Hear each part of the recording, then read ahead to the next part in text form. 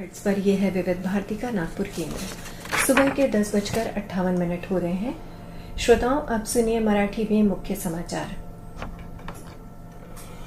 आकाशवाणी नागपूर, हेमांगी कुलकर्णी आपल्याला ठळक बातम्या देत आहे। राज्य माध्यमिक आणि उच्च माध्यमिक शिक्षण मंडळातर्फे घेण्यात आलेल्या इयत्ता 12वी परीक्षेचा निकाल आज दुपारी 1 वाजता ऑनलाईन जाहीर करण्यात येणार आहे। विद्यार्थ्यांना आपला निकाल अधिकृत संकेतस्थळावर पाहता येणार असून निकाल पाहण्यासाठी आसन क्रमांक आणि आईचं पहिलं नाव आवश्यक राहणार आहे। results.digilocker.gov.in, maha.hsscboard.in आणि hscresult.mkcl.org या संकेतस्थळावर निकाल पाहता येणार आहे। केंद्रीय रस्ते वाहतूक आणि महामार्ग मंत्री नितीन गडकरी यांनी कामगार दिनानिमित्त नागपुरात आयोजित कार्यक्रमात कामगारांच्या योगदानाचा गौरव केला। देशातील रस्ते, इमारती, सिंचन आणि विविध पायाभूत सुविधा प्रकल्प केवळ यंत्रांनी नव्हे तर लाखो कामगारांच्या घाम आणि परिश्रमातून उभे राहिल्याचं त्यांनी सांगितलं। देशाच्या विकासात कामगारांचा मोठा वाटा असून युवक आणि विद्यमान कामगारांचा कौशल्य विकास करण्याची गरज त्यांनी अधोरेखित केली।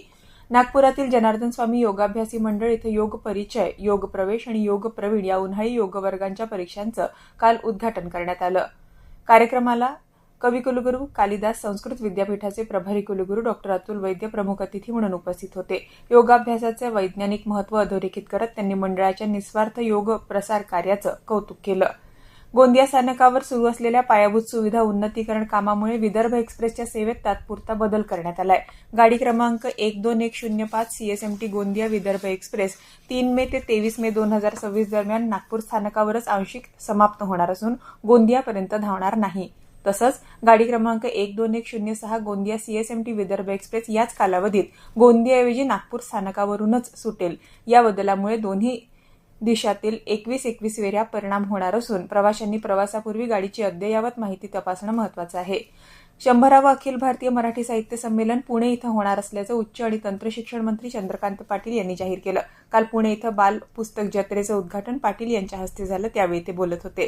राज्यात काल सर्वाधिक 44.5 अंश सेल्सिअस इतक्या कमाल तापमानाची नोंद चंद्रपूर इथं करण्यात आली। याबरोबरच हे ठळक बातमीपत्र संपलं। या पुढील ठळक बातमीपत्र 11:57 ऐकता येईल। नमस्कार।